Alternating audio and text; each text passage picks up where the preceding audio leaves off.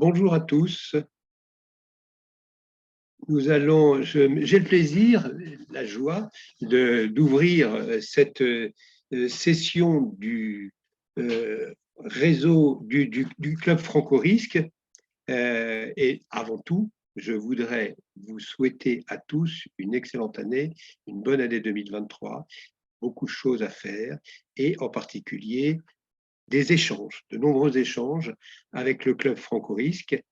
Et donc, aujourd'hui, j'ai le plaisir d'introduire le réseau Globus pour ce webinaire particulier, puisque le Club Franco-Risque a décidé d'organiser, depuis quelques mois maintenant, une session particulière. La ligne est à vous. La ligne est à vous, c'est-à-dire qu'aujourd'hui, notre partenaire historique, qui est le réseau Globus, que nous remercions à nouveau d'être un partenaire historique, va vous faire une présentation sur les enjeux, impacts des réglementations bancaires et sur l'évolution des marchés d'assurance. La ligne est à vous, c'est le moment où le réseau Globus présente son sujet. Donc, je ne vais pas faire cette introduction trop longtemps, je voudrais simplement dire que le Club Franco-Risque existe depuis maintenant 10 ans, que nous sommes très heureux de pouvoir animer cette réunion aujourd'hui en l'introduisant simplement. La vocation du Club Franco-Risque, c'est de promouvoir la gestion du risque et des assurances dans l'univers francophone. Le réseau Franco-Risque, c'est un certain nombre d'associations locales qui se sont créées ou qui sont en cours de création dans l'univers francophone et en particulier en Afrique. Les missions du Club Franco-Risque, c'est une première chose, c'est l'appui aux risk managers qui sont dans les différents pays de la zone francophone. Ces risk managers qui sont soit individuels, à titre individuel, soit réunis au sein d'associations. L'appui, c'est par exemple ce que nous faisons aujourd'hui, c'est de favoriser les échanges. Le webinaire d'aujourd'hui en est un exemple, mais nous organisons également des conférences, d'autres webinaires avec différents partenaires. Nous participons à différents événements ici et là, en particulier en Afrique. Nous avons été dernièrement en Côte d'Ivoire, à Abidjan, où nous avons participé aux rencontres du risk management en Côte d'Ivoire, organisées par le réseau ivoirien de risk management, le RIMRAE. Le Club Franco-Risque est également une force de formation. Nous avons les moyens de mettre à disposition de ceux qui le souhaitent, ici et là, des modules de formation sur le risk management, mais aussi sur des questions plus techniques d'assurance. Donc, c'est le deuxième pilier d'action du Club Franco-Risque, c'est de mettre à disposition des formations. Vous savez que le Club Franco-Risque est une émanation de l'AMRAE. L'AMRAE dispose d'un panel de formateurs, dispose de modules de formation et le Club Franco-Risque est en mesure d'apporter à ceux qu'ils souhaitent, dans les pays qu'ils souhaitent, ces formations qui sont soit fabriquées spécialement pour un besoin, soit sur la base de programmes qui existent, que nous adaptons en fonction des besoins. Voilà. C'est le deuxième pilier. Le troisième pilier, c'est le conseil. Donc, le Club Franco-Risque réunit un certain nombre d'experts qui sont pour la plupart des seniors expérimentés qui sont capables de venir apporter un conseil pour une opération particulière, une opération par exemple d'investissement ou bien un besoin particulier qu'une entreprise peut avoir. Ces seniors expérimentés veulent partager leurs connaissances et en faire profiter ceux qui peuvent en avoir besoin. Donc, n'hésitez pas, si vous en avez l'occasion ou le besoin, de faire appel au Club Franco-Risque pour pouvoir venir vous supporter, soit dans une option de formation, soit d'une opération de conseil. Voilà, le Club Franco-Risque est représenté par un président, Gilbert Calameras, par le secrétaire général que je suis, Marc de Pomeroy, et nous avons la chance aujourd'hui d'avoir un délégué général qui est en la personne de Viviane Labonne, que vous pouvez voir sur vos écrans, sur l'écran côté gauche. Voilà. Donc, sans plus tarder, je laisse la parole, puisque c'est le but de ce webinaire, je laisse la parole au réseau Globus et celui qui intervient en premier, qui va présenter le thème, l'équipe qui va l'aider à soutenir cette présentation, Serge Azébadé. Je te laisse la parole, Serge. Merci, merci Marc. Bonjour, bonjour à toutes, bonjour à tous. Je remercie d'abord et avant toute chose donc, le Club Franco-Risque pour l'opportunité qui est donnée aujourd'hui au réseau Globus de pouvoir animer donc ce webinaire. C'est toujours avec beaucoup d'enthousiasme et beaucoup d'intérêt que le réseau Globus, donc moi-même personnellement, et puis notre président Richard Lowe, l'ensemble donc des membres du réseau Globus et Globus Ray qui est également associé donc au réseau Globus. C'est toujours avec beaucoup de plaisir que nous participons de manière active aux activités du Club Franco-Risque. Alors aujourd'hui, la thématique qui a été retenue pour démarrer cette année, et puis donc c'est également aussi l'occasion donc de souhaiter une excellente année à chacun d'entre vous connectés ici aujourd'hui. La thématique avec laquelle nous allons donc démarrer est les enjeux et les impacts des réglementations bancaires sur l'évolution des marchés de l'assurance en Afrique. Je voudrais déjà planter le décor en rappelant que l'Afrique, c'est tout un continent qui a 49 pays. On n'a pas la prétention ici aujourd'hui donc de parler des réglementations bancaires sur l'ensemble des pays du continent. Il nous a semblé important de limiter cette première intervention sur quelques pays, notamment les pays de la zone CIMA, pour ceux qui sont familiers au langage des assurances. Cette zone CIMA, il s'agit des pays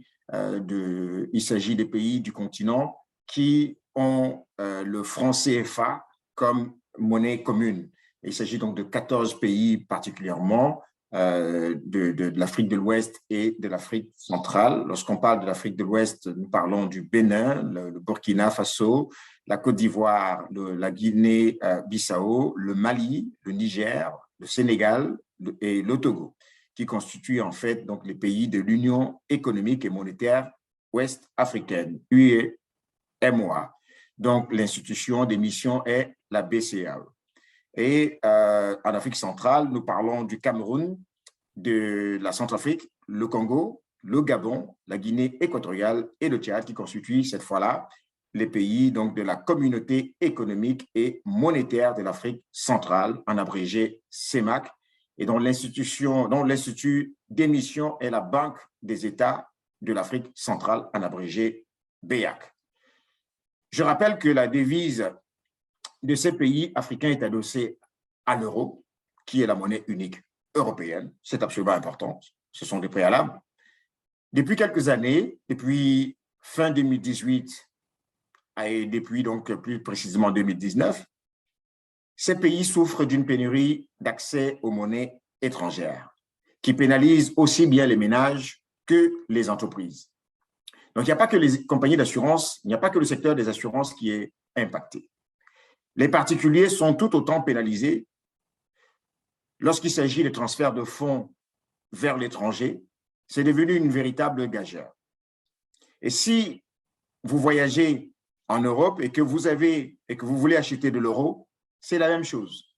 Il faut se lever de bonne heure pour trouver du cash. Il y a plusieurs témoignages. Témoignages des institutions patronales, notamment au Cameroun, dans la zone de la BEAC, qui témoignent de ce que depuis ces années-là, ils rencontrent de fortes difficultés à se procurer des devises et même la situation va de mal en pire. C'est ce que a notamment témoigné le JICAM, qui est le patronat camerounais. Selon une enquête qui avait été menée en 2019, les chefs d'entreprise avaient relevé que à peu près 80% de leurs préoccupations majeures était le paiement en devises. Autrefois, Pour obtenir des devises auprès de leur banque, les entreprises devaient compter entre 2 et 3 jours. Aujourd'hui, il faut 1 mois, 2 mois, 3 mois d'attente selon les cas. Et les coûts également de transfert ont également bondi de ce fait. Aujourd'hui, la question qui nous est posée est celle de savoir qu'en est-il du secteur des assurances?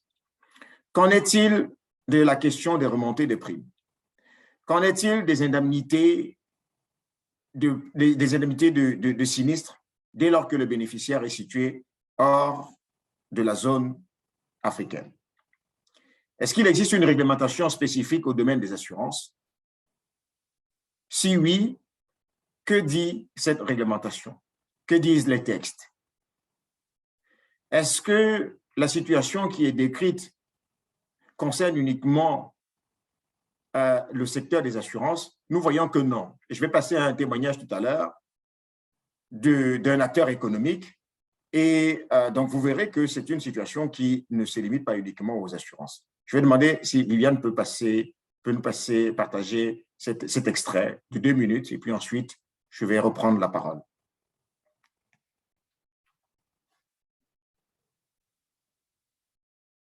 En pleine rue à Yaoundé, une dizaine de cambistes sur le qui-vive à l'affût de clients en quête de devises, euros ou dollars de préférence.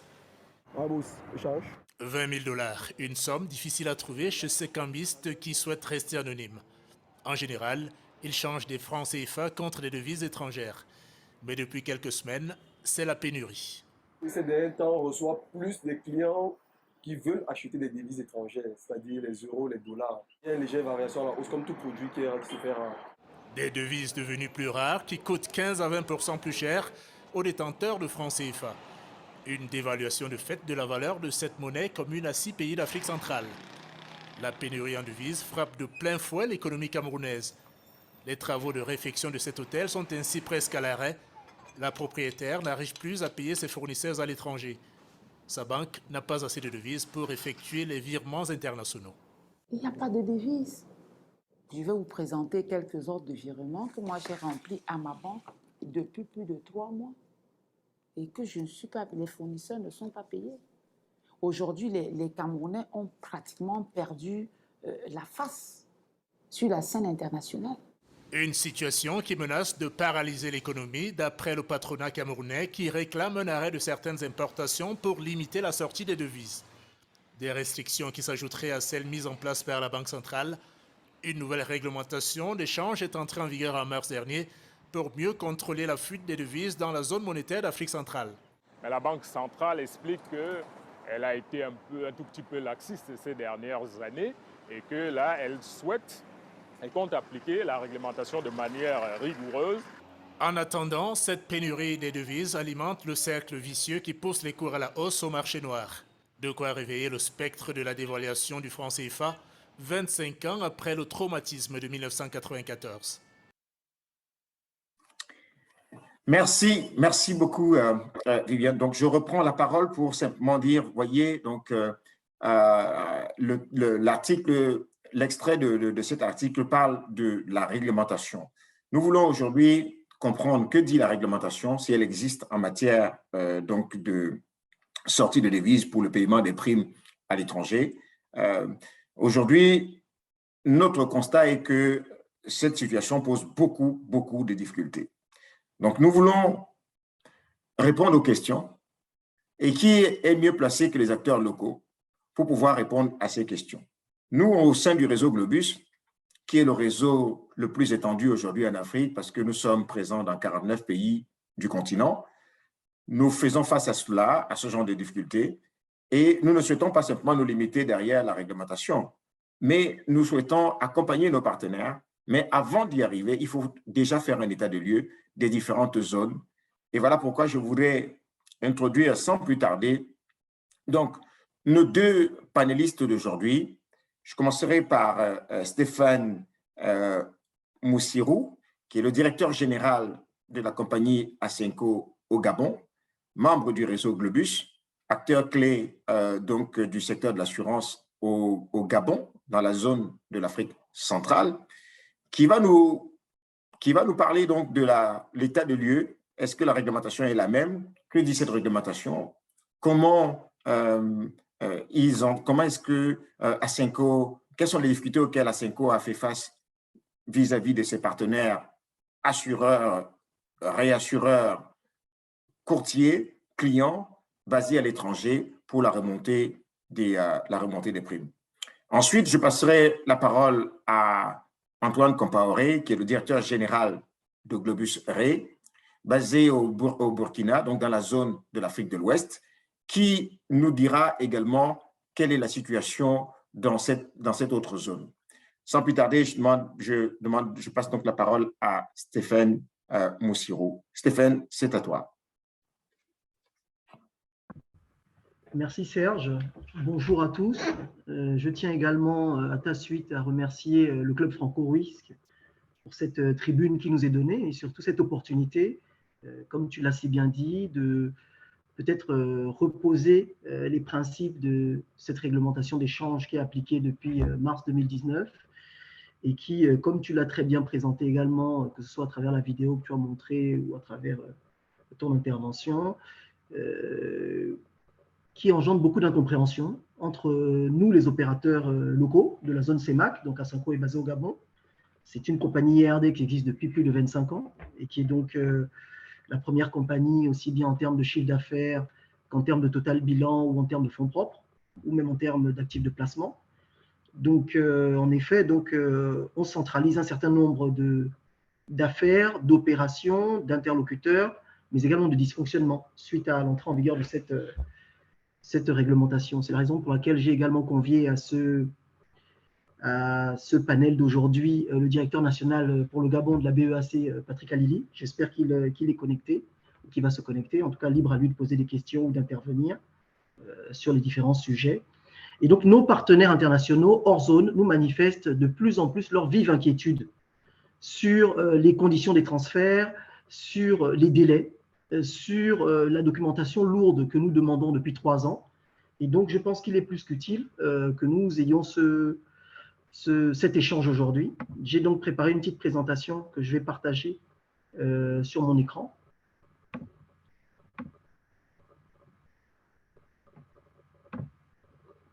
Est-ce que vous la voyez?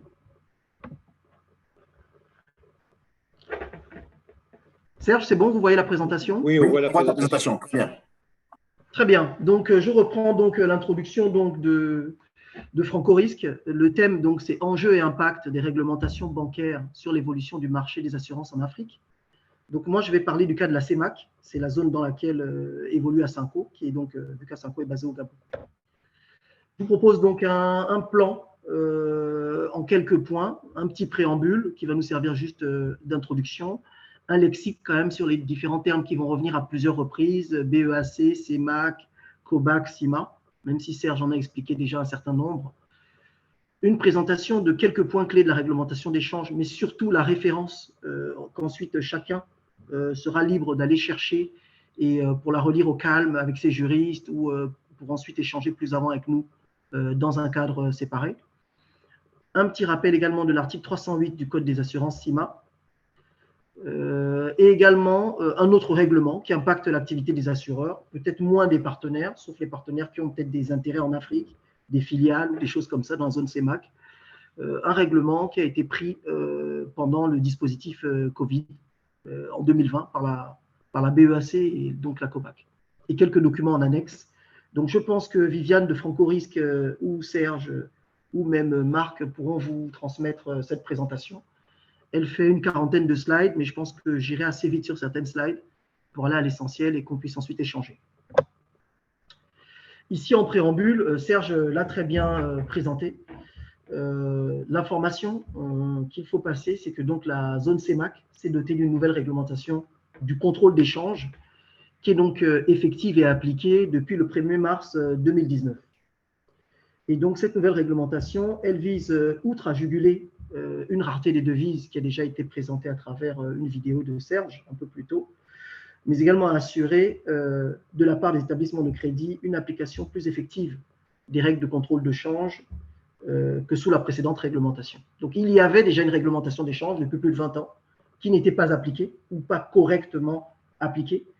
Et donc, cette nouvelle réglementation comporte de nombreuses innovations qui bouleversent donc profondément les règles des opérations de tous les opérateurs, pas seulement les assureurs et les réassureurs, mais également tous les commerçants qui font de l'import-export ou qui achètent hors de la zone aussi bien des services que des biens.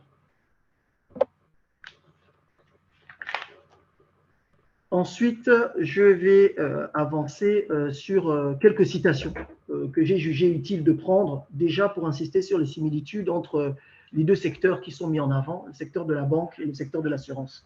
Donc, il faut savoir qu'Ascenco est filiale d'un groupe bancaire.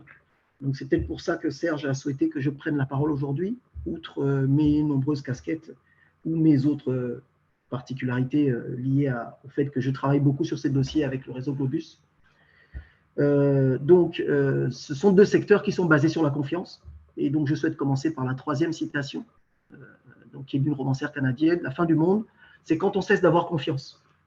Et aujourd'hui, Serge a bien évoqué la crise de confiance que nous commençons à avoir, enfin que nous avons eue, surtout en 2019, et que nous nous attelons à récupérer avec nos partenaires, qui était liée au fait que, quand même, les partenaires avaient du mal à croire que des virements qui mettaient avant 2 jours ou 3 jours pour partir de Libreville au Gabon vers Paris, Zurich ou Londres, mettent aujourd'hui plus de 30 jours, parfois même 2 à 3 mois, comme l'a indiqué Serge ou mes prédécesseurs. Donc ici, il faut qu'on arrive à rétablir cette confiance, déjà en comprenant tous les nouveaux enjeux de cette réglementation et la documentation nécessaire pour que les choses se passent bien. Ensuite, il y avait 2 citations sur le risque, parce que dans les 2 secteurs, aussi bien banque qu'assurance, nous gérons des risques. Et le métier est basé sur la confiance. Confiance des clients, confiance des parties prenantes, confiance des régulateurs, entre autres. Donc, le risque est beau, c'est Platon. Et celui qui prend des risques perd parfois, celui qui n'en prend jamais, n'en prend pas, perd toujours. Donc, c'est un joueur d'échecs français. Sur le lexique, je vais aller à 5 points principaux. La BEAC, Serge en a parlé, donc c'est la Banque des États de l'Afrique centrale. Nous avons une banque centrale pour les États de cette zone, qui est donc la zone CEMAC, qui est expliquée juste en dessous, la Communauté économique et monétaire de l'Afrique centrale. La monnaie, c'est bien le franc CFA, mais c'est le XAF, par opposition au XOF de l'Afrique de l'Ouest, dont parlera Antoine. Ce qu'il faut savoir, c'est que déjà entre les 2 zones, elles sont complètement étanches depuis une trentaine d'années bientôt. Et donc, pour faire partir de l'argent ou des fonds du Gabon vers le Burkina Faso, il faut passer par l'euro, donc, qui est donc à parité fixe avec l'une et l'autre des monnaies. Ensuite, la CIMA, qui est donc la Conférence interafricaine des marchés des assurances, c'est le régulateur des 2 zones, CEMAC et UMOA, Serge l'a expliqué un peu plus tôt. Ce régulateur donc, édite les règlements, il les publie, il les élabore, il contrôle l'activité des assureurs et également il procède aux sanctions à travers ses différentes commissions. Donc, c'est un régulateur qui est très puissant dans notre zone et donc tout le monde doit se conformer aux exigences du régulateur et à ses normes et règlements. La COBAC, qui est donc la Commission bancaire de l'Afrique centrale et donc qui contrôle le secteur des assurances, on en parlera peut-être longuement aujourd'hui. La COBAC, la BEAC, les ministres en charge des assurances, qui généralement dans nos pays d'implantation sont les ministres de l'économie, et qui sont entre autres signataires de cette réglementation d'échange de décembre 2018.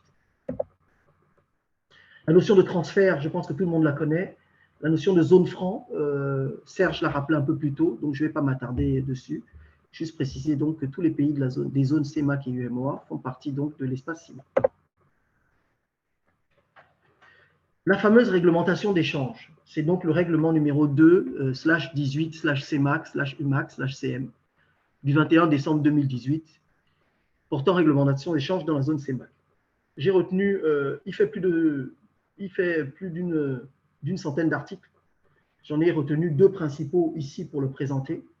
C'est en l'article 15 qui indique donc que la BEAC autorise l'importation des devises par les établissements de crédit, on parle essentiellement des banques commerciales ou des établissements de microfinance, ainsi que l'émission, la publicité, la mise en vente ou la cession des valeurs mobilières étrangères pour des montants supérieurs à 50 millions de francs CFA, donc 75 000 euros.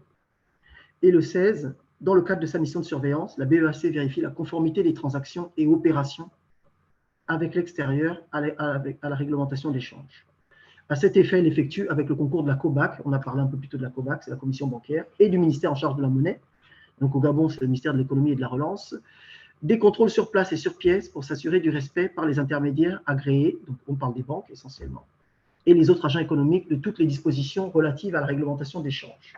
Ici, clairement, on plante le décor. Donc aujourd'hui, la BEAC et la COBAC vérifient la conformité de toutes les transactions et de toutes les opérations. Ensuite, il y a bien entendu un mécanisme de pénalité pour les banques et les agents économiques qui ne respectent pas ou qui ne se conforment pas à cette réglementation. En étape suivante, peut-être revenir sur les objectifs. Donc, ici, il était bien question de suivre les activités de rapatriement des avoirs en devises des États donc de la CEMAC, qui ont été menées par un comité mixte, BEAC, Banque de France et Trésor français. Serge l'a indiqué un peu plus tôt. Notre monnaie est adossée à parité fixe avec l'euro. Donc ici, ce comité avait mis en évidence une faible connaissance par toutes les parties prenantes du cadre réglementaire, et notamment le fait que la mise en œuvre de la réglementation des changes, l'ancienne, j'entends, elle n'était pas appliquée, ou du moins pas correctement comprise ni appliquée. Raison pour laquelle on l'a fait évoluer, et les principaux objectifs, c'était vraiment lutter contre l'essor de la problématique LCB-FT, donc la lutte contre le blanchiment des capitaux et le financement des terrorismes.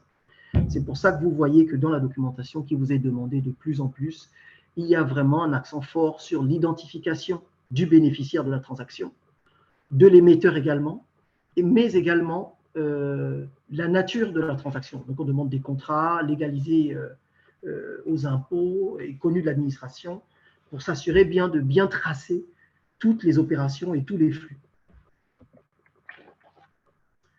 Donc, je vais vous faire l'économie des slides qui viennent pour aller directement à la slide, celle-ci. Aujourd'hui, beaucoup d'entre vous nous ont fait le reproche que malgré le fait qu'on ait pu démontrer à nos partenaires la disponibilité des fonds et les instructions du monde transmises à nos banques commerciales, l'opération n'était pas exécutée pour motif rejet de la BEAC ou refus de la Banque centrale de la BEAC. Donc la BEAC, dans un rapport publié au deuxième semestre 2019, a donc elle-même ressorti ses propres statistiques et identifié le fait que 60% des rejets de transfert n'étaient pas liés forcément à la BEAC, mais peut-être un suivi insuffisant ou une information insuffisante des banques qui ont aussi eu du mal à s'adapter avec leur personnel et leurs équipes à cette nouvelle réglementation, à s'assurer que toute la documentation était correcte avant de prendre un dossier de virement hors zone. Aujourd'hui, il n'est pas rare qu'on nous retourne le dossier dès son dépôt, dès le dépôt de leur transfert, avec tout un dossier qui peut faire des fois une dizaine ou une vingtaine de pages selon la documentation qui est jointe. C'est valable pour les assureurs, c'est valable pour les grands acheteurs qui achètent du matériel, soit pour le revendre, soit pour leurs outils de production. C'est valable pour les commerçants également. Donc, la mise en œuvre on a dû mettre quand même une bonne année, toute l'année 2019, et je dirais au moins les 3/4 de l'année 2020 pour s'adapter à ces nouveaux délais, à la lourdeur de cette documentation. Mais j'ose croire que les délais sont en train de se normaliser. Autre point qui est important, c'est que la Banque centrale est vraiment à l'écoute des besoins spécifiques de chaque secteur, pour voir dans quelle mesure elle peut apporter des réponses adéquates ou apporter de la flexibilité. Donc nous-mêmes, les membres de Réseau Globus, et je vais parler de mon cas, nous n'hésitons pas à nous rapprocher aussi bien du DG des assurances, que nous appelons communément les DNA, des DG de l'économie, qui sont donc les correspondants pour le secteur bancaire, ainsi que des directeurs nationaux de la Banque centrale, vu que le gouvernement de la Banque centrale est basé au Cameroun, à Yaoundé, mais dans chaque pays de la zone BEAC, il y a des directions nationales. Donc pour échanger, pour expliquer l'importance des opérations, pour expliquer le fait qu'il ne peut y avoir d'assurance sans réassurance, pour expliquer le fait que nous avons des partenaires qui doivent tous toucher les portions de primes correspondantes aux risques qu'ils acceptent et qu'ils gèrent, afin, au moment du sinistre, de participer au moins à du concurrence au sinistre qui touche les opérateurs de notre économie, et insister aussi sur le fait que beaucoup de réassureurs payent des sinistres sur nos marchés. Ils payent leur part des sinistres, et dans ce sens-là, les indemnités arrivent quand même dans un délai beaucoup plus court, parfois, que le délai dans lequel la prime est partie au début de l'opération.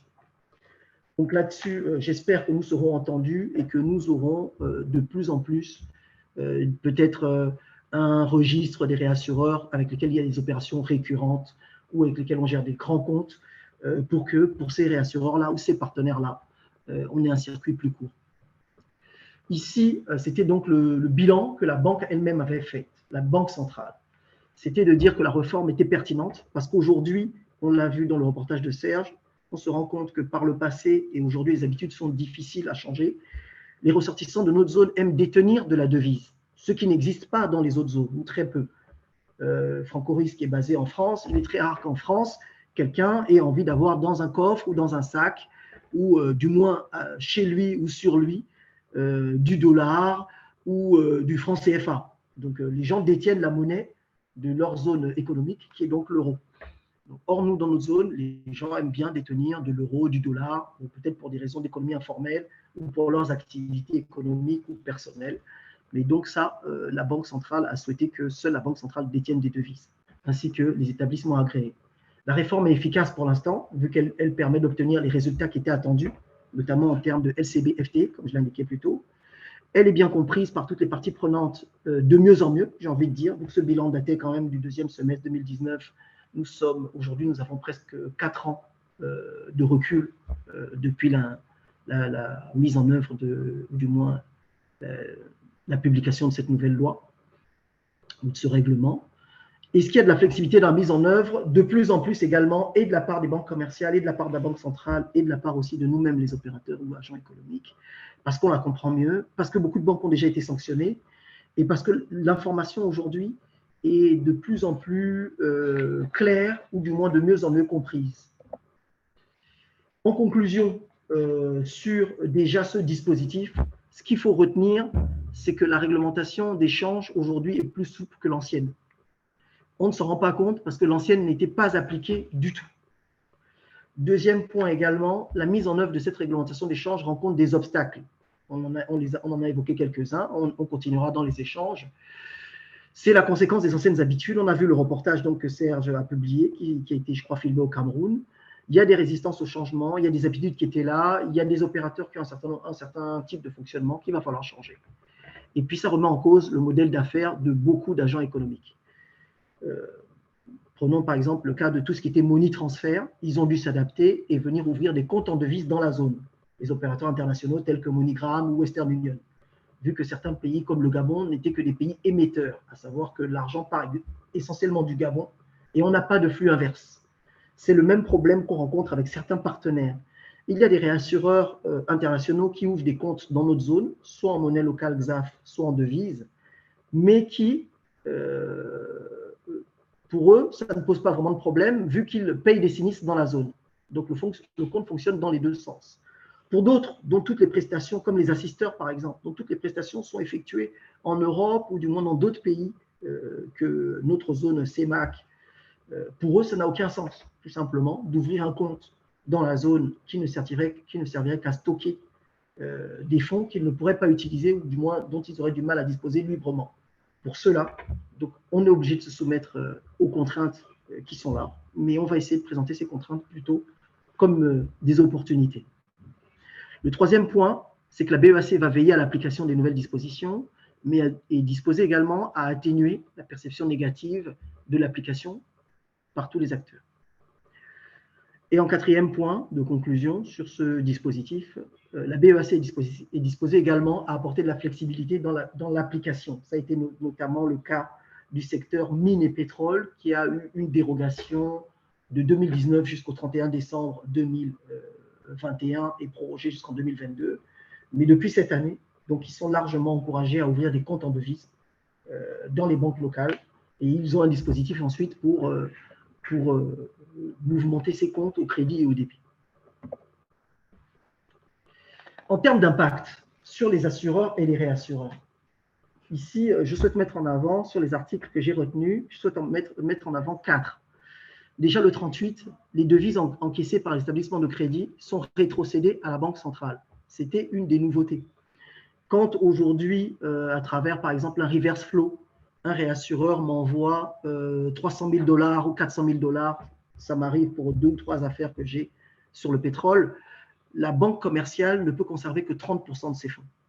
Et 70% doivent être rétrocédés à la Banque centrale. Si elle ne respecte pas ça, elle va être sanctionnée et la sanction est proportionnelle, du moins c'est un taux du montant qu'elle n'a pas rétrocédé. Donc ça, pour les banques commerciales, c'est vraiment pénalisant. Et donc, la part qu'elle conserve lui sert à effectuer les opérations inférieures à 50 millions de francs CFA, donc inférieures à 75 000 euros. Pour ces opérations, elle a donc la liberté de manœuvre de les exécuter directement pour ses clients et ensuite, a posteriori, de transférer les dossiers à la Banque centrale. Si les dossiers ne sont pas correctement transmis, il y a un délai maximum pour l'agent économique et pour la banque avant pénalité.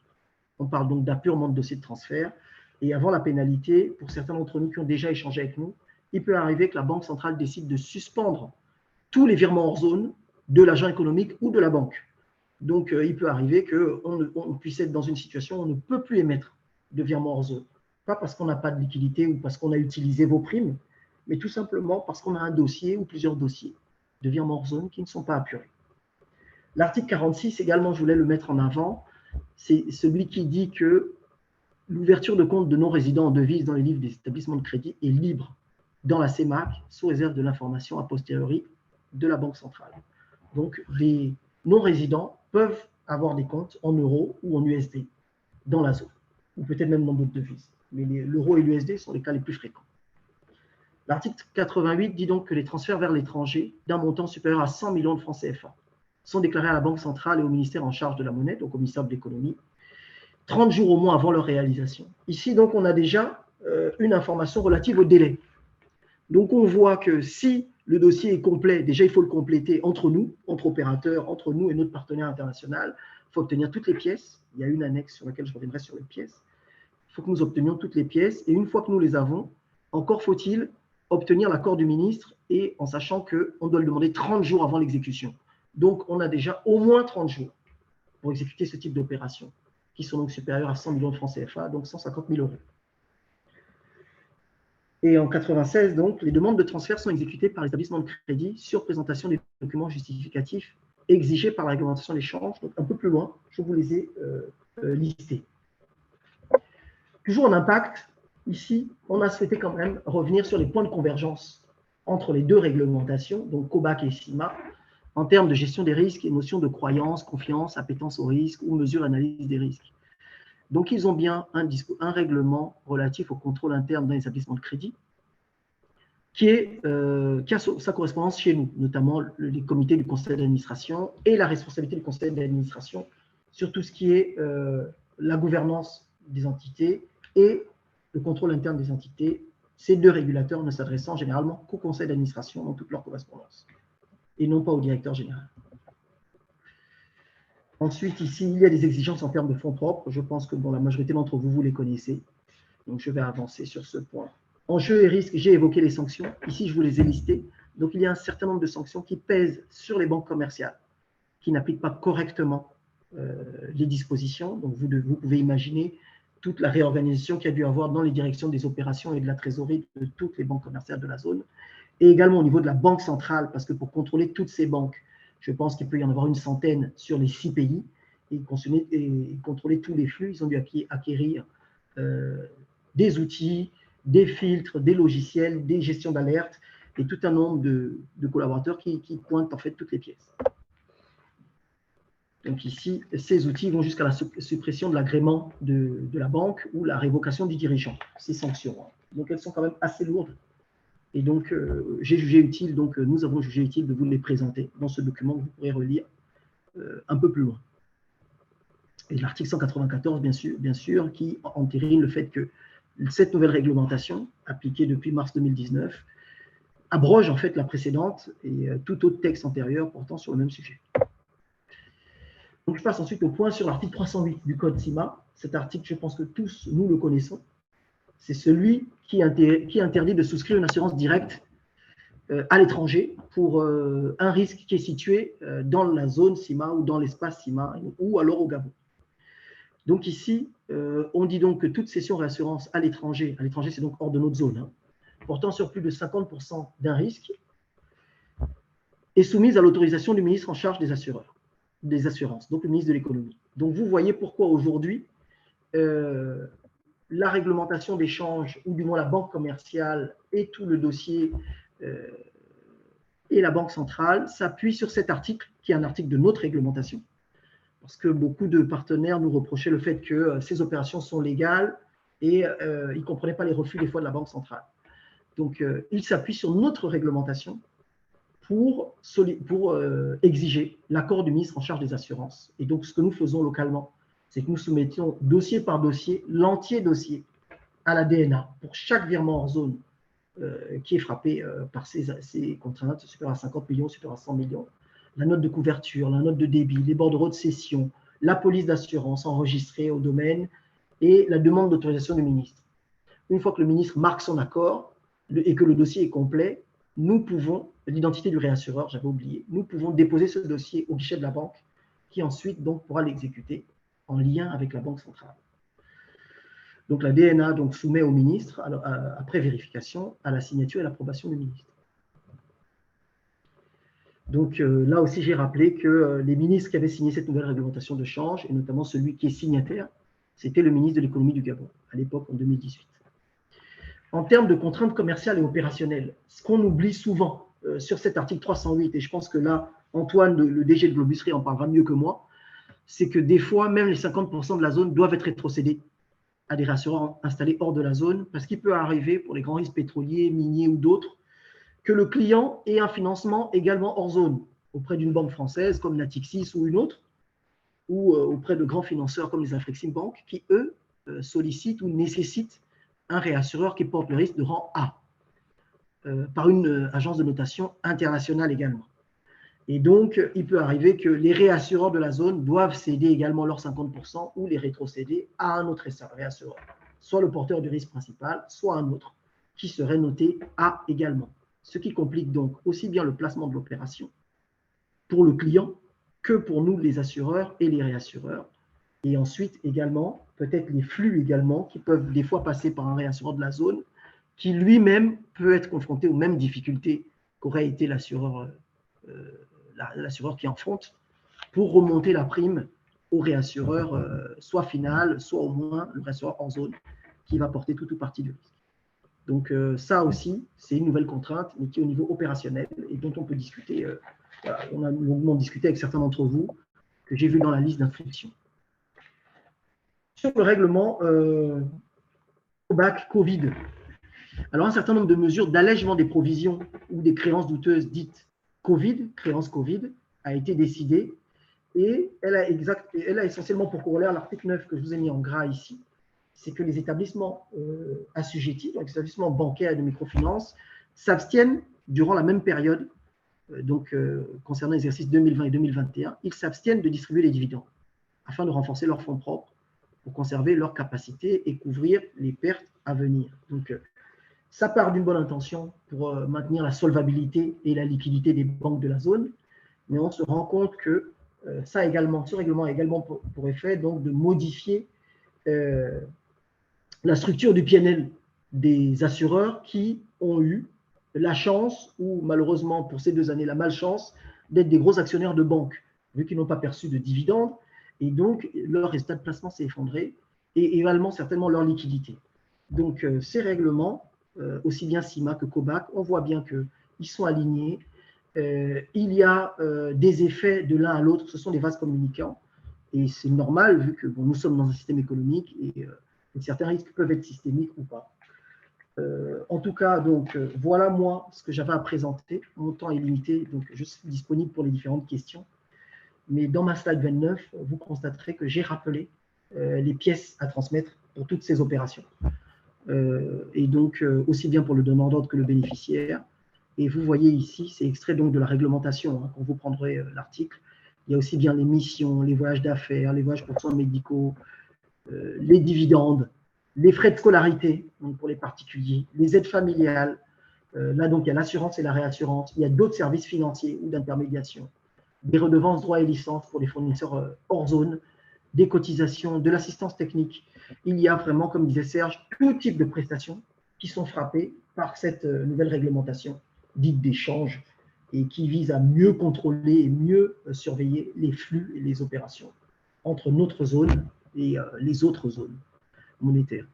Voilà ce que je pouvais dire. Donc, je vais rendre la parole à Serge et à Marc J'ai mis quelques sources également qui nous ont permis de concevoir ce document à partir de la documentation que nous avions. Et puis des contacts de toute l'équipe d'Assanco que vous pourrez consulter à loisir. Je vous remercie, j'espère avoir été clair. Donc, Serge, si ça te va, je te rends la parole également. Merci beaucoup Stéphane, merci pour ça. C'est un travail fourni, dense, qu'il a fallu synthétiser dans le laps de temps qui est donné, parce que je sais que tu as énormément avec tes équipes travaillé sur ce sujet-là. Il y a à peu près une cinquantaine de slides là sur lesquels ils ont travaillé et il fallait arriver véritablement donc à présenter cela de manière succincte dans ce temps. Je te remercie infiniment pour cela. On aura le temps d'y revenir tout à l'heure durant le temps des questions-réponses. Donc, Stéphane nous a présenté donc l'état de lieu et les réalités qui sont vécues dans la partie de l'Afrique centrale, la zone BEAC, XAF du franc CFA. Je voulais donc maintenant passer la parole à Antoine Compaoré, directeur général de Globus Ray, qui est donc il va présenter qui est Globus Ray et donc la situation dans la zone UMOA. Antoine, la parole est à toi. Merci. Merci Serge.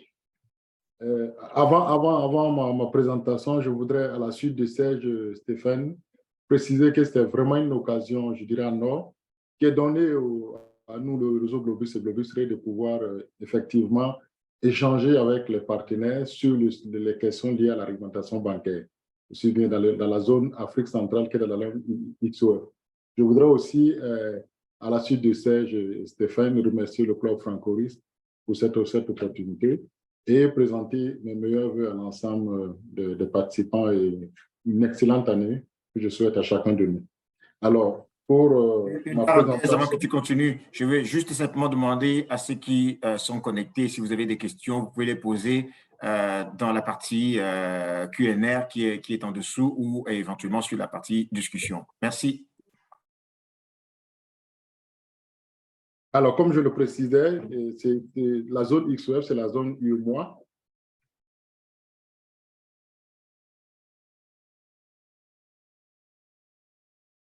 Alors, avant de rentrer dans le vif du sujet, je voudrais profiter de l'occasion pour présenter Globus très rapidement. C'est une société captive de réassurance du réseau Globus, créée en 2010, mais qui a commencé ses activités le 1er janvier 2011. Elle est basée au Burkina Faso, suite à un accord de siège signé avec le gouvernement burkinabé.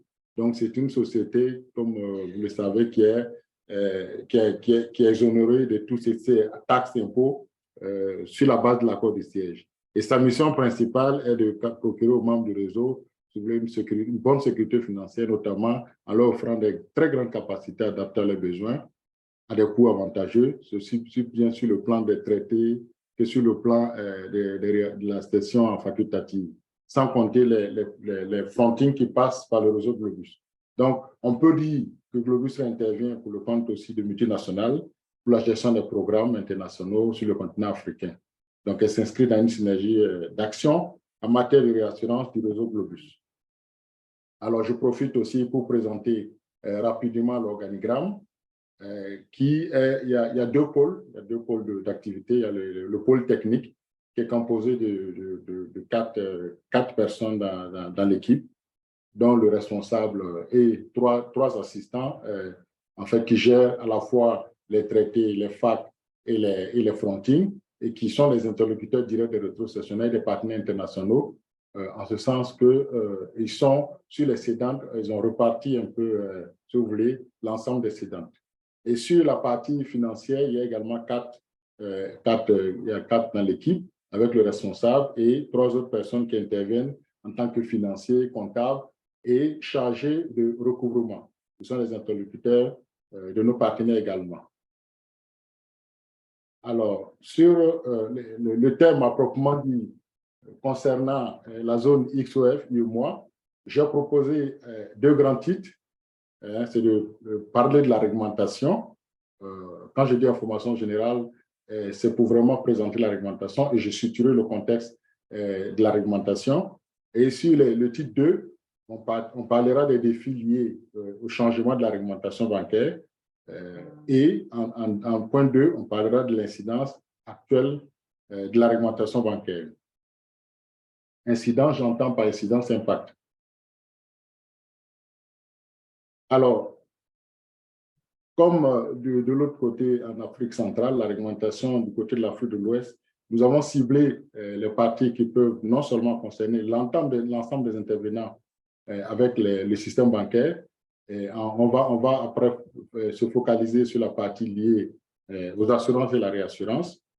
Donc, l'article 4 de règlement qui est lié aux opérations courantes sur les relations financières extérieures précise que les paiements courants à destination de l'étranger sont faits sur leur... Allô? Oui, on t'entend, Antoine. Hein? Okay. Selon le principe de la liberté, par les intermédiaires agréés. Les intermédiaires agréés, on peut dire que c'est l'ensemble des banques commerciales et en gros les établissements de crédit.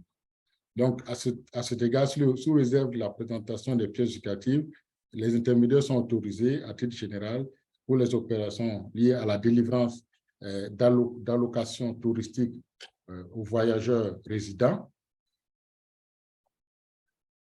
Et en point 2, l'ouverture, le fonctionnement et la clôture de comptes étrangers en francs ou en euros dans le strict respect des règles régissant ces comptes.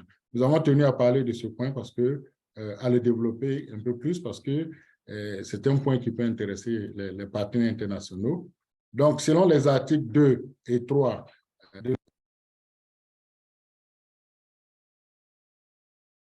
relatifs aux conditions d'ouverture et aux modalités de fonctionnement en devise et des comptes des résidents à l'étranger, les intermédiaires agréés, je rappelle que ce sont les banques commerciales, sont habilités à ouvrir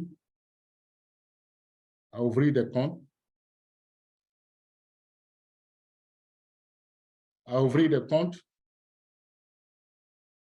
en francs ou en euros au profit des non-résidents.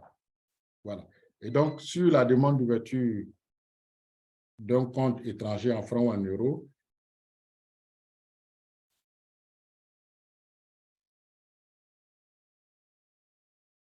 en francs ou en euros. C'est un peu coupé à chaque fois, Antoine. Je ne sais pas ce qui se passe. Hein?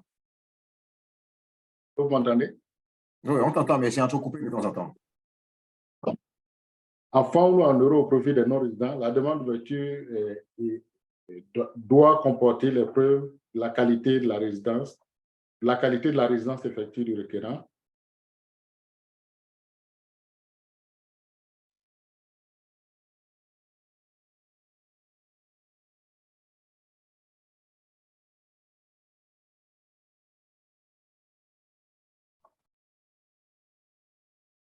Moi, je pense qu'on a un souci avec la connexion d'Antoine. Là, ton micro est coupé. Est-ce que tu nous entends? Désolé, c'est une petite perturbation. Donc, je disais qu'au niveau de la demande d'ouverture d'un compte étranger en devise doit comporter les preuves de la qualité et de la résidence effective du requérant, ainsi que les motifs de la demande. Donc, elle est présentée par le requérant à l'intermédiaire agréé qu'il introduit auprès de la banque pour l'autorisation. Donc, cette autorisation d'un compte en devise, autre que l'euro, je précise autre que l'euro parce que sur la slide qui suit, on va parler de l'euro, de l'euro spécifiquement. Donc, au profit des non-résidents est délivré par la BCEAO pour une durée de 2 ans. Voilà. Donc, on a tenu à parler de renouvellement parce qu'il faut préciser qu'un mois au moins avant l'expiration de ce délai, le titulaire du compte est tenu d'introduire une demande de renouvellement de l'autorisation dans les mêmes conditions que celles régissant l'ouverture de ce compte. À défaut de l'obtention d'une nouvelle autorisation de la BCEAO, l'intermédiaire agréé procède à la clôture du compte à l'expiration du délai de 2 ans. Donc, ce n'est pas un délai qui court sans qu'il y ait une date à limite.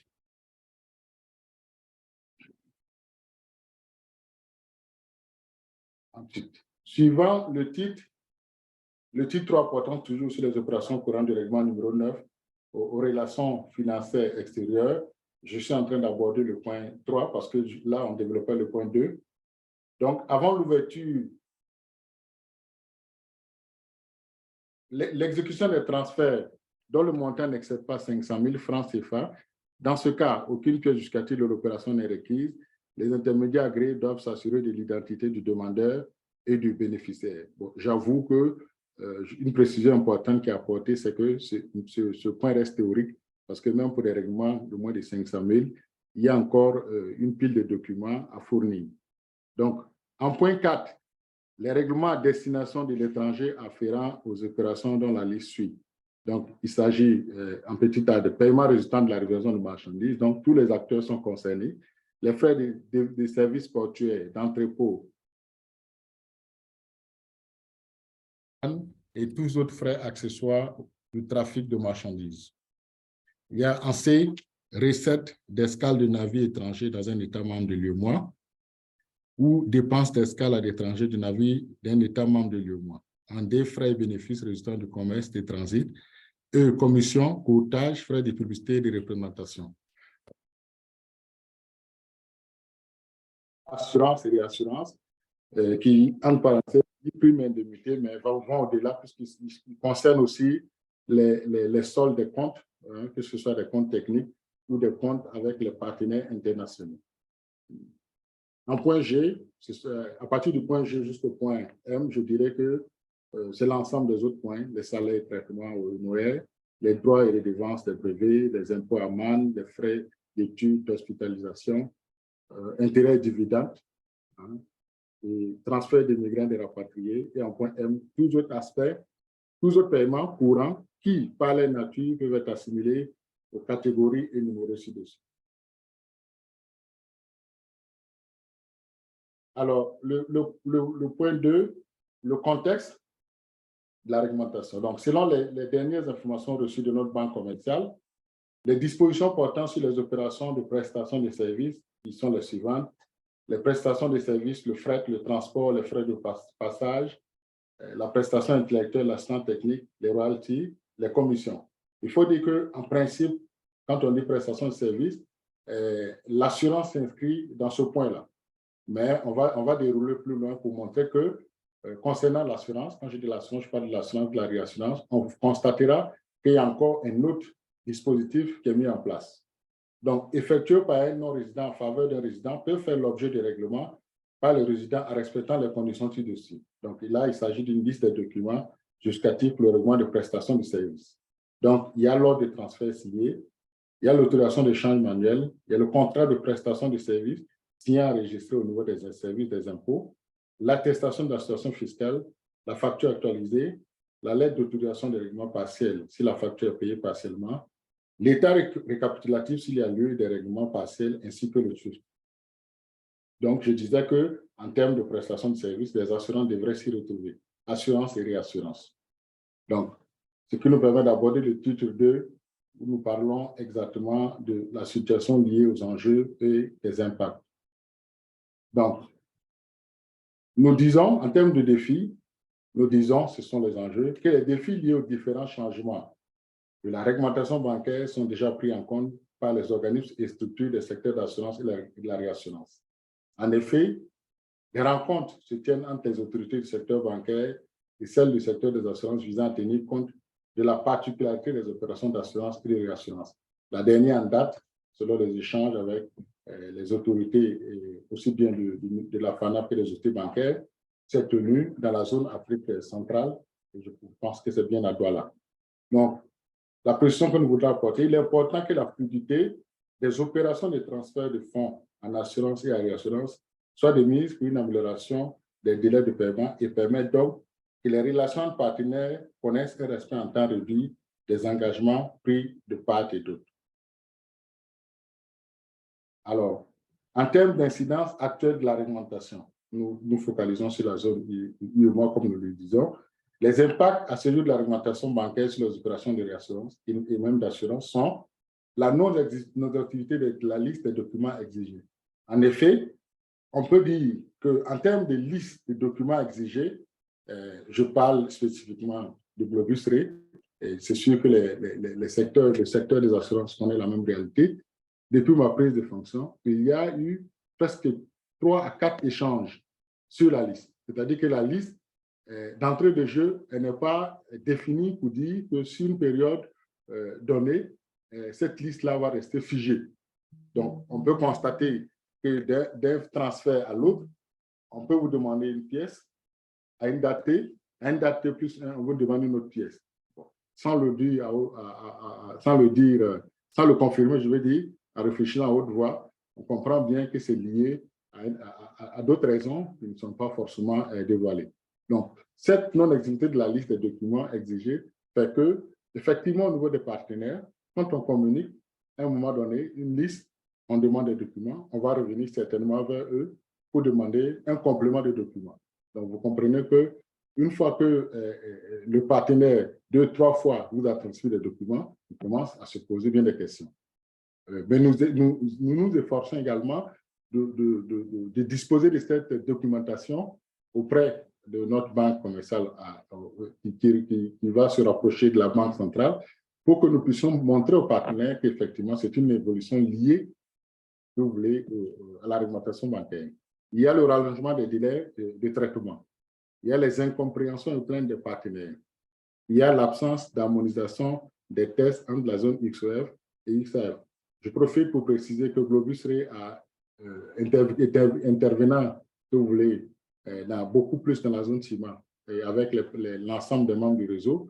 Globus Ray a des comptes dans plusieurs régions, donc en Afrique de l'Ouest et en Afrique centrale, afin de permettre à l'ensemble des membres du réseau de pouvoir effectuer leurs opérations, quitte à Globus Ray, qui est le réassureur de la captive, de pouvoir faire la remontée des primes. Alors, sur les pièces à fournir, on peut les distinguer en 3 groupes. Il y a la documentation liée aux primes FAT et fronting qui subissent un même traitement. Après, nous parlerons de la documentation liée au sinistre. Ensuite, la documentation liée au solde de compte, parce que le traitement n'est pas le même au niveau de la banque commerciale qui, effectivement, nous relaie les informations venant de la banque centrale. Donc, on nous demande forcément lors du virement. Il y a le site de réassurance ou non de couverture en réassurance entre Globus Ray et le rétrocessionnaire. Donc, ça va être, ça c'est le niveau de la rétrocession. Ça va être un document établi qui va être leur transmis. Le contrat d'assurance entre la cédante et l'assureur concernant l'affaire faisant l'objet de transfert de primes. Ça, par exemple, c'est un élément pour dire qui concerne, qui est nouveau. Bon, nouveau parce qu'en fait, il concerne les gros transferts.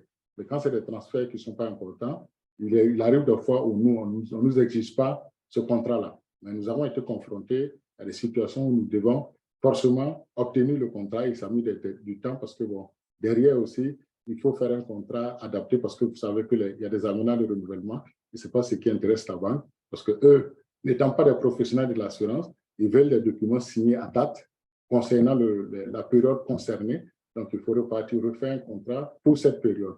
Ça demande aussi du temps par moment. Il y a la note de débit à XOF et dans la devise de prime. Donc, ça fait 2 notes de débit. Il faut d'abord faire un XOF, ensuite demander une note en devise quand c'est par exemple en euros.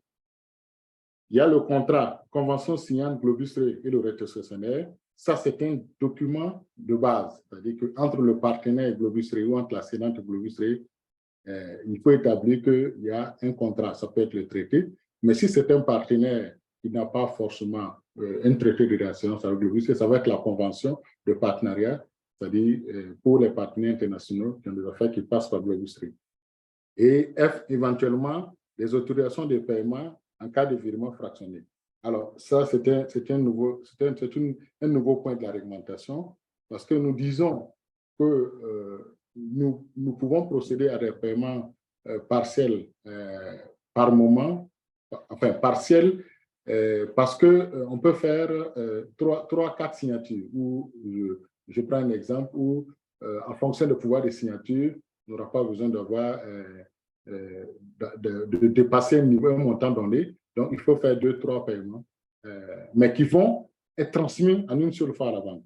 La banque considère que ce sont des autorisations partielles de paiement pour chaque paiement.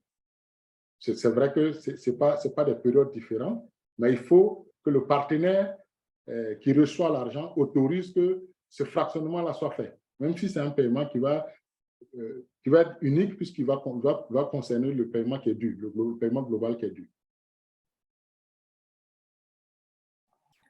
Alors, je vais te demander de bien vouloir speeder compte tenu du temps qui avance, s'il te plaît. OK, merci Serge. Donc ici, c'était les primes. Là, c'est le solde de compte. Alors, ça va être lors des virements, le traité de réassurance et entre la globustre et le retour sessionnaire ou entre globustre et l'accident. La situation financière du mois signé par les personnes compétentes, puisque après avoir convenu d'un solde qui est dû, il y a une situation financière qui est signée. Une note de débit en XOF et en devise, il faut les deux notes, éventuellement des autorisations de paiement partiels en cas de virement fractionné. Alors, il y a pour le cas des sinistres, les mêmes pièces qui sont exigées, à la différence qu'il faut rajouter le bordereau de sinistre du mois signé par des personnes compétentes. Il faut rajouter une copie du rapport d'expertise du sinistre et les autres pièces demeurent les mêmes. Donc, en somme, nous disons que la réglementation bancaire définit unilatéralement les conditions dans lesquelles les banques et les autres institutions doivent effectuer des transferts internationaux de fonds pour le compte de leurs partenaires. Donc, nous assumons parce que nous avons eu l'occasion, je viendrai par rapport à l'avantage comparatif pour préciser, cette pratique conduit à des conséquences directes sur la facilité, la rapidité et les coûts des transferts. Toutefois, le réseau Globus, à travers ses membres et sa capture de réassurance, apporte une plus-value en contribuant à respecter les dispositions réglementaires du Code CIMA, dont parlait l'article 308 dont parlait M. Stéphane. Et donc, à ce niveau, Globus, qui est un business model créé bien avant l'application de l'article, se retrouve effectivement à répondre à ce besoin-là du respect de l'article, des dispositions réglementaires de l'article 308. Donc, en termes de plus-value, en contribuant fortement à accompagner les partenaires internationaux dans la réduction des délais des opérations de transactions financières du fait d'être un canal bénéficiant d'un avantage comparatif. Ce dont je parle concerne aussi bien la zone XOF que XAF parce qu'au niveau de la zone XOF, il faut préciser que les rencontres, à partir de la première rencontre que nous avons eue, une rencontre tripartite avec notre banque commerciale et la banque centrale, nous avons compris que notre activité n'était pas bien cernée de leur côté. Donc, ça a permis que nous soyons plus écoutés, qu'il y ait plus d'attention du côté de Globus Re, parce qu'à partir de là, nous avons vu que plusieurs transferts qui étaient bloqués ont été décantés et ils nous ont exigé de respecter strictement ce qu'ils demanderaient comme pièce pour que, effectivement, on n'en ait pas une situation où les délais seront plus rallongés. Donc, le contexte en Afrique de l'Ouest n'est pas le même. Il faut dire qu'effectivement, ça se passe relativement bien, même si nous disons que c'est défini unilatéralement parce que les pièces qui se rajoutent, souvent il y a des pièces qui ne sont pas applicables à Globus Re. Par exemple, dans la zone XR, on parlait d'autorisation de ministre. Non, parce que la société de réassurance n'a pas besoin d'autorisation de ministre. L'article 308 ne s'appliquant qu'aux sociétés d'assurance. Donc, on a dû expliquer plusieurs fois d'ailleurs là-bas pour que, du côté XR, pour qu'ils comprennent qu'ils ne doivent pas nous exiger cette autorisation et on a fini par se faire comprendre. Par ailleurs, en attendant que les discussions entre les autorités des deux secteurs, bancaires et assurance, aboutissent, nous invitons nos partenaires à être diligents dans la transmission des documents sollicités pour nous permettre de respecter nos engagements dans les délais acceptables. Ce dont nous parlons tout à l'heure, c'est de dire que, sur la base de ce que la réglementation des institutions bancaires nous demanderont, nous repartirons vers les partenaires pour préciser, en attendant qu'effectivement tout soit clarifié, que ce soit une mise figée sur une période donnée peut-être de 2 ans, 3 ans avant qu'elle n'évolue. Voilà pour ce que j'avais à présenter du côté de la zone XOF. Donc, merci, je repasse la parole à Serge. Merci Antoine. Merci pour cette présentation avec donc les généralités, les similitudes à la fois donc dans la partie de l'Afrique centrale et les quelques spécificités qui sont propres donc à la zone de l'Afrique de l'Ouest. Il y a une question que j'ai vue donc William Courbassière qui pose la question de savoir quelle est l'origine, quelle est la cause de la pénurie, de la rareté des devises étrangères des banques locales en zone CIMA. quelle est l'explication de ce manque de couverture en devises étrangères dans la zone? Alors, qui veut se lancer? Qui est-ce qui répond à cette question de William? Stéphane, et ensuite, c'est beaucoup plus marqué en zone de l'Afrique centrale qu'en zone de l'Afrique de l'Ouest. Donc, peut-être Stéphane pourrait commencer à apporter les éléments de réponse et que Antoine Compaoré complétera. Merci Serge. La question est un peu compliquée parce qu'aujourd'hui, personnellement, et je pense que aussi autour de moi, nous n'avons pas d'éléments factuels qui démontrent qu'il y a une pénurie de devises. Les éléments que nous avons disent juste que la Banque centrale a repris le monopole de la gestion des devises et que pour avoir accès à des devises, il faut des dossiers avec un certain nombre de documents.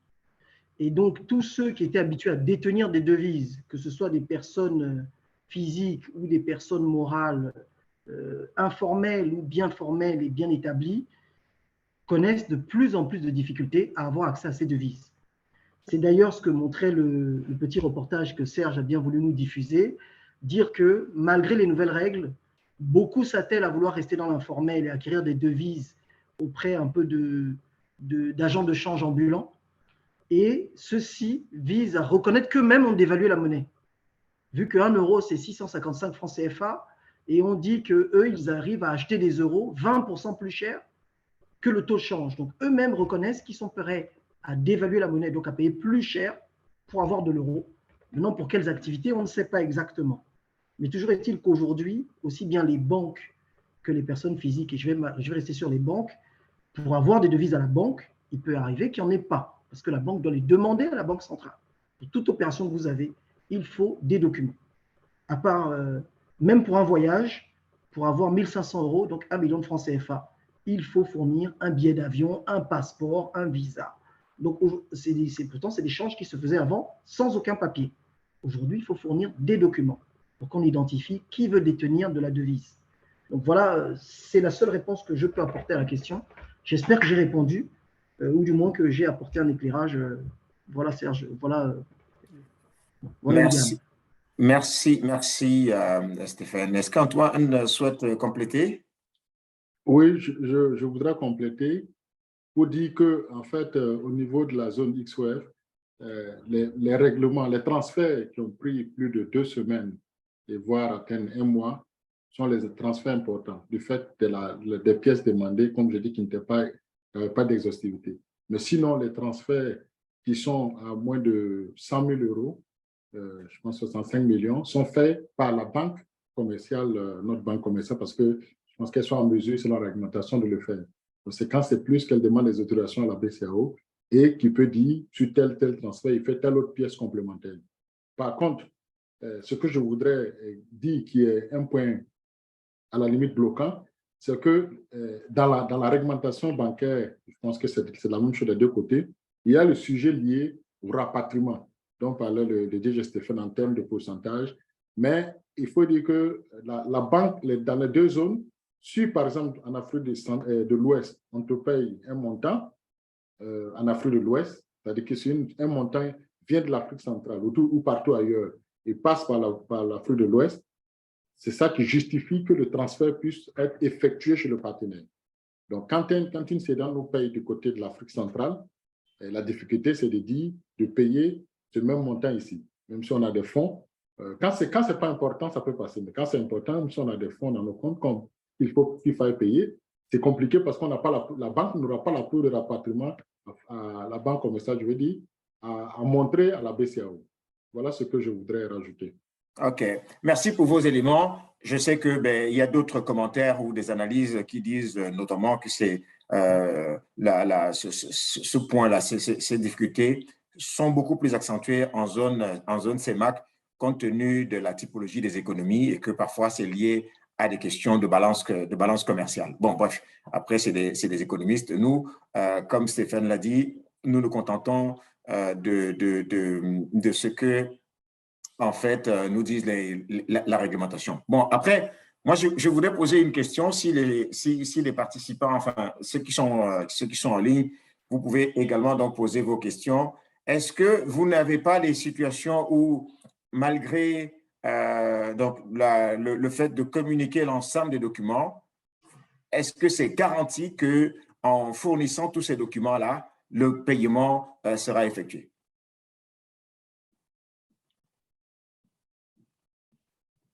Est-ce que vous n'avez pas eu des situations où, lorsque le paiement a été effectué, lorsque l'ensemble des documents est fourni et que, après ça, il y a encore d'autres documents qui ne sont pas listés, qui soient posés, qui soient demandés par des institutions bancaires?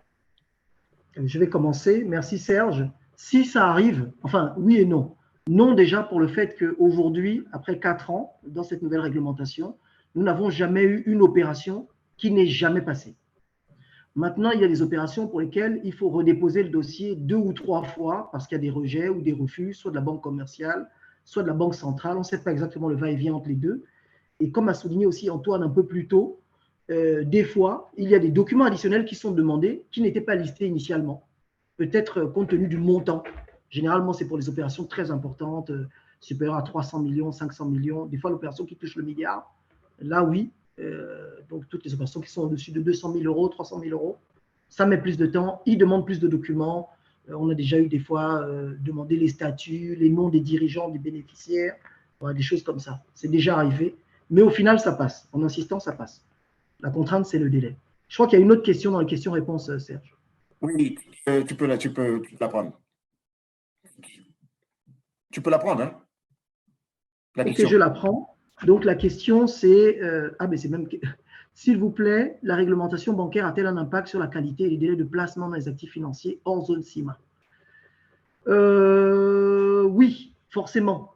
Je pense qu'aujourd'hui, pour Asinco qui est au Gabon, pour placer dans une compagnie qui est en zone UMOA, déjà on aura la difficulté, même pour un DAT, de faire partir les fonds de la zone et de justifier pourquoi on veut placer là-bas et pas dans notre zone. Donc ça peut mettre un peu de temps. Et puis surtout aujourd'hui, je pense que sur nos opérations souveraines, les emprunts obligataires de nos États, de moins en moins d'intervenants hors zone viennent parce que derrière, pour leur payer leurs intérêts ou pour leur payer les dividendes sur le placement, ils seront soumis à cette contrainte-là de remonter des fonds. Donc voilà, il y a vraiment une volonté de maintenir la majorité des fruits de l'économie ou du moins des fonds dans la zone. Voilà ce que je peux dire pour cette question. Je ne sais pas si Antoine a un complément. Oui, je peux rajouter en disant que nous sommes un exemple parce que comme on a des comptes dans les zones, alors mon prédécesseur a tenté une opération de faire venir des fonds de notre compte bancaire en Afrique centrale vers l'Afrique de l'Ouest, qui n'a jamais prospéré. Et pour être sûr que si je refais la même opération, ça devait aboutir, j'ai discuté longuement, mais je pense que c'est quelque chose de, je dirais, impossible à ce stade. Voilà. Donc, vous répondez en même temps à la question de, c'est Mamadou Koulibaly, je crois, qui demandait pourquoi il y a des difficultés à faire des transferts de fonds entre la zone XAF et la zone XOF, alors que ça reste le franc CFA. Donc, on a les mêmes difficultés. C'est pas uniquement vers la zone euro ou dollar, mais c'est également entre les zones des différents pays qu'on a les mêmes difficultés. C'est ce que vous confirmez? Tout à fait, Serge. OK, donc très bien. Alors, mais est-ce que on peut dire que, je ne sais pas si pour tous ceux qui ont participé, pour vous, c'est clair qu'il ne s'agit pas uniquement, il ne s'agit pas des, entre guillemets, des caprices des assureurs locaux qui voulaient conserver la trésorerie dans leur compte et que c'est bien des exigences de la réglementation, des réglementations bancaires dans les deux zones. Mais une fois qu'on a dit ça, une fois que vous l'avez fait, vous l'avez très bien fait, et ça, donc en plantant le décor, en rappelant les réglementations, en rappelant les exigences pour pouvoir remplir, est-ce que vous n'allez pas plus loin que cela? Est-ce qu'il n'y a pas des démarches? Quelles sont les démarches que vous entretenez? Stéphane nous a dit tout à l'heure qu'il y avait des rejets, hein, des demandes de transfert de fonds qui étaient rejetées par des banques. Tantôt c'est la banque centrale, tantôt c'est la banque commerciale. Est-ce que quelle est votre valeur ajoutée à la fois donc, en tant que membre du réseau Globus vis-à-vis des partenaires qui, pour eux, sont extérieurs à tout cela, ne comprennent pas, ne regardent et se disent « mais attendez, c'est très long pour sortir de l'argent dans ces zones-là ». quelle est la valeur ajoutée dans votre quotidien? Qu'est-ce que vous mettez en plus à la fois pour rester conforme à ces réglementations-là, tout en trouvant un moyen de satisfaire vos clients? Antoine, peut-être tu vas commencer. Oui, Serge. Alors, je l'ai dit dans ma présentation, sauf que peut-être c'était en un temps réduit. Il faut dire que le fait pour Globus Trade, la capture de récent, d'avoir des comptes dans les deux zones, facilite déjà les opérations au niveau des cédantes. Ensuite, au niveau des partenaires, effectivement, on arrive, puisque le Globus Trade, dans son historique, on voit les banques voient le flux qui se passe. Donc, tel qu'on l'avait expliqué en Afrique de l'Ouest, on l'a fait la même démarche en Afrique centrale, ce n'était pas en présentiel. Donc, il y a une oreille attentive parce que, effectivement, on a constaté que depuis un certain temps, notamment du côté de l'Afrique centrale, il y a eu des transferts qui ont été décantés. Tu as des chiffres sur des partenaires, je ne citerai pas de nom, Il y a des transferts qui ont été décantés et le flux continue. C'est vrai qu'ils avaient mis la réglementation en avant, mais dès qu'on a respecté avec la transmission de la documentation, et nous pesons de notre poids, quand je dis de notre poids, ça veut dire que notre le temps de faire passer le transfert, c'est notre quotidien. Donc, chaque jour que je dirais, nous sommes en contact avec ces institutions bancaires-là. Donc, on arrive à faire passer les transferts. Il reste la question des délais dont je rappelais tout à l'heure par rapport aux autorités des deux secteurs qui pourraient en arriver à convenir vraiment pour que les délais soient vraiment réduits. Merci. Je ne vais pas laisser Stéphane, quand on court après le temps. Je vois une question de Richard Gomis que je salue donc au passage, qui demande bonjour à toutes et à tous, excellente année. Ces réglementations ne risquent-elles pas d'avoir un effet contre-positif et faire fuir des investisseurs internationaux en particulier? Stéphane?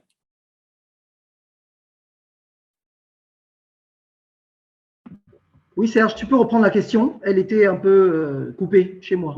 Ces réglementations-là que vous avez présentées, est-ce qu'elles ne sont pas de nature à faire fuir les investisseurs internationaux? Oula, c'est difficile de répondre. Je salue également Richard à l'occasion.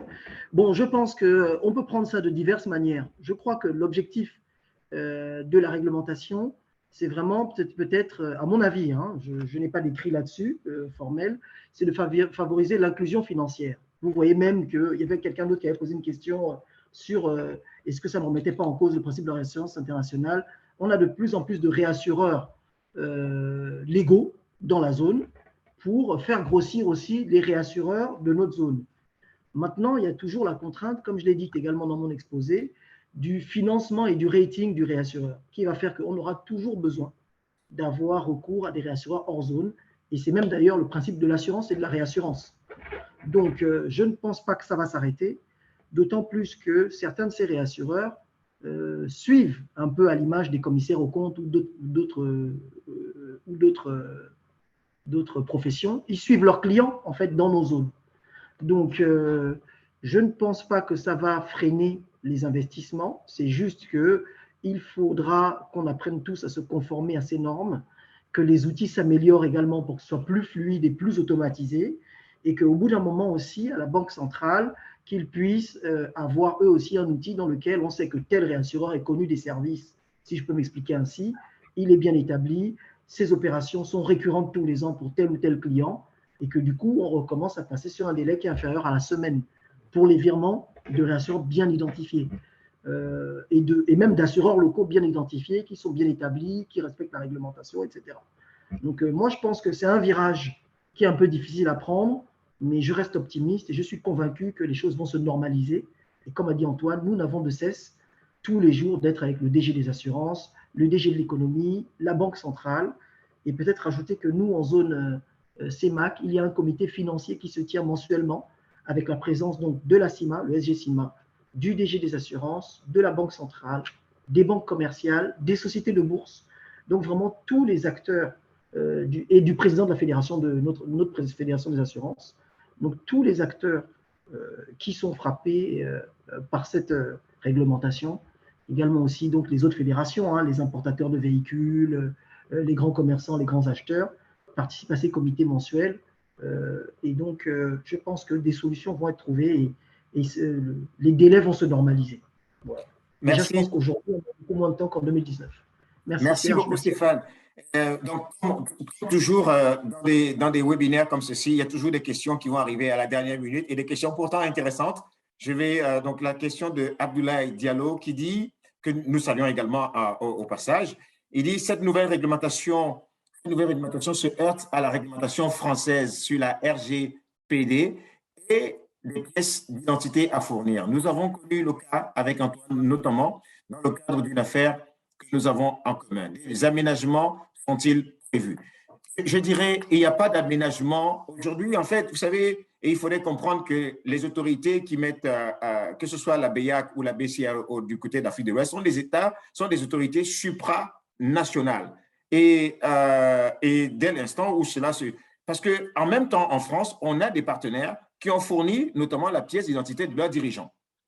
Donc, pourquoi est-ce qu'on a cette divergence-là d'un partenaire qui est en France, qui fournit la pièce de son dirigeant qui est demandée par les banques centrales, et d'autres partenaires qui ne le fournissent pas? Vous voyez, c'est à ce niveau-là que nous demandons aussi, nous demandons également qu'il puisse y avoir une certaine souplesse, compréhension pour qu'on s'adapte à ce qui est demandé également par les régulateurs locaux. Donc, voilà ce que nous pouvons dire. Oui, Stéphane voulait compléter, oui. Oui, Serge, je suis parfaitement en phase avec ce que tu dis. Vraiment, nous demandons à tous, comme Antoine, c'était un des aspects de sa conclusion, nous demandons à tous de jouer le jeu, de fournir les pièces. Pour répondre peut-être au volet RGPD, par exemple, moi ou Antoine, qui avons l'agrément dans nos zones, nos pièces sont connues et du régulateur bancaire et du régulateur d'assurance. Et il n'en fait aucun usage qui serait contraire au règlement, vu que c'est un régulateur. Et donc, lui, tout ce qu'il veut, et il faut dire que nous, dans notre CRCA, donc la Commission régionale de contrôle des assurances, qui est un des membres de la CIMA, il y a également un représentant de l'ACPR. Donc, il faut dire que l'ACPR est donc le régulateur chez vous et de la banque et de l'assurance. Donc, il faut dire donc que le fait qu'on fournisse cette pièce-là, peut-être, ça leur permet derrière de faire un check-in pour voir si ce dirigeant est également agréé de votre côté. Je ne sais pas exactement ce qu'ils font avec, mais je ne pense pas qu'il y ait des pratiques contraires au RGPD. Voilà. Absolument. Donc, merci beaucoup. Voilà. Merci beaucoup. On court après le temps. On a débordé de notre temps de 3 minutes. Je voudrais donc vous remercier. Juste pour finir, en disant que nous, au sein du réseau Globus, nous avons le devoir de vous informer de manière précise, de manière exacte, des évolutions réglementaires. Ça fait partie de notre mission en tant que réseau, quel que soit le point, quel que soit le pays du continent. Nous le faisons de manière régulière, quasi quotidiennement. Dès l'instant où il y a un changement dans un pays, tous ceux qui sont nos partenaires reçoivent un mail pour vous informer d'un changement sur la réglementation. Et par ailleurs, nous émettons des newsletters 2 fois par an, les Market Information que vous recevez, et nous vous demandons ces informations sont également sur notre site, le site internet du réseau Globus, que vous pouvez consulter, et également sur notre page LinkedIn. Suivez-nous sur ces pages-là. N'hésitez surtout pas aussi à vous rapprocher de notre hub qui est à Douala. On a un hub opérationnel à Douala avec 7 personnes, dont Andela Bouy, que vous connaissez pour la plupart d'entre vous, se charge de pouvoir coordonner l'ensemble de vos demandes pour ensuite les adresser pays par pays. Donc, ne vous limitez pas, nous sommes là pour cela. On a souhaité aujourd'hui, par cet exercice qui a fait l'objet de pas mal de points d'ombre, on a souhaité éclaircir ce point-là aujourd'hui. On l'espère l'avoir fait dans la limite du temps qui nous est imparti, mais nous restons disponibles pour vous en dire plus. Et puis, donc, si vous avez des cas particuliers, pour également échanger là-dessus. Encore une fois, nous vous remercions tous et je voudrais donc remercier Stéphane et Antoine qui se sont vraiment donnés avec leurs équipes pour creuser, rassembler toutes les données afin de vous donner des informations précises. Et je remercie enfin donc le Club Franco-Risque de nous avoir donné l'opportunité de pouvoir expliquer, donner, informer nos partenaires sur les réalités du continent. Merci Mac, je te repasse la parole. Merci Serge, merci Stéphane et Antoine pour cette présentation qui était parfaitement intéressante et bien faite. Et je pense qu'elle est tout à fait utile, que ce que vous avez fait est complètement nécessaire. On a besoin d'être informé. Enfin, j'interviens pour l'ensemble des membres et des intervenants et des gens qui suivent le Club Franco-Risque. Et se dire, cette intervention, elle est parfaitement utile. On a besoin de savoir. On est au cœur d'un débat dont on parle toujours. Je pense que c'est vraiment tout à fait utile. Et merci beaucoup. Cette transparence, elle est importante. Je ne vais pas prolonger non plus le temps. On a respecté le délai. Les participants ont suivi et je les remercie beaucoup parce qu'on voit que on a une constance dans le suivi de ce webinaire, ce qui prouve qu'il est intéressant, qu'il est bien fait. Merci encore. N'hésitez pas aussi à suivre le Club Franco-Risque. Vous retrouverez, et Viviane le redira, vous retrouverez l'ensemble de cette présentation sur le site du Club Franco-Risque qui va être mis en ligne. Donc, suivez-nous sur le site du Club Franco-Risque. Suivez nos actions, suivez les autres webinaires que nous allons lancer dans les prochaines semaines. Nous serons présents à Deauville pour la convention du Club Franco-Risque avec des sujets parfaitement intéressants et ça sera à nouveau l'occasion à Globus d'intervenir sur d'autres sujets. Hein. On ne manque pas d'idées, de réflexions. Ce que nous souhaitons, c'est partager, communiquer entre toute la communauté des risk managers et des gens qui s'intéressent au risk management et aux assurances de la zone francophone. Donc, à nouveau, merci beaucoup. Je pense que ce séminaire ou ce webinaire était tout à fait intéressant. Preuve en est, c'est qu'il y en a encore 52 personnes qui suivent aujourd'hui. À nouveau, un grand merci. Je ne sais pas si Viviane, tu veux donner quelques compléments d'information. Je te laisse la parole. Laisse la parole à notre délégué général. Non, je vais juste remercier aussi à mon tour tous les intervenants, Serge, Stéphane et Antoine. Merci beaucoup pour vos présentations. Très techniques, très pointues. Je pense qu'il y a peut-être des questions qui n'ont pas eu le temps d'être posées, mais en tout cas, nous mettrons à disposition via notre site internet la rediffusion du webinaire et on donnera accès donc aux présentations, hein, comme vous l'avez si bien dit tout à l'heure. Merci à tous pour votre participation. Donc, effectivement, les prochains rendez-vous du club sont aux rencontres du risque management Amraï, du 1er au 3 février à Deauville. Dans ce cadre, le club aura sa convention de la francophonie sur les ressources naturelles, atelier logistique avec Marc, le déjeuner de la francophonie pour ceux qui seront invités. Et un point sur l'état du marché. Et un point sur l'état des marchés, des renouvellements des assurances en zone CIMA. Donc, on vous mettra également, pour ceux qui ne pourront pas participer, on vous mettra tout ce qui est possible de vous transmettre a posteriori de l'événement. Voilà. C'est tout ce que je peux dire. N'hésitez pas à nous suivre sur notre page LinkedIn. Abonnez-vous, comme ça vous ne raterez pas nos actualités, les actualités de nos partenaires, puisque nous relayons également les activités des associations, des partenaires, et puis de tous ceux qui nous entourent. Voilà ce que je pouvais les dire. Encore merci au réseau Globus, merci Serge, merci Stéphane, merci Antoine, merci beaucoup pour cette première collaboration pour Stéphane et Antoine, et puis pour Serge qui est un habitué. Voilà. Merci beaucoup. Merci beaucoup, Viviane. Merci à tous. Merci beaucoup. Merci à tous. On se retrouve. Stéphane sera également avec nous à Deauville. À Deauville, donc, très bien. Bon, Stéphane à Deauville, alors. Beaucoup de choses à faire. Très bien, mais j'y serai. Très bien. Merci. On se retrouve au déjeuner Globus, ça c'est sûr aussi. Super. Aussi, ouais. Absolument. Merci et très bonne journée. À bientôt. À bientôt. Très bonne journée à tous. À bientôt. Au revoir. Au revoir. Bonne journée, au revoir. Au revoir. Bonne journée. Merci. Enregistrer sur ce. J'ai démarré l'enregistrement. Je démarre le webinaire.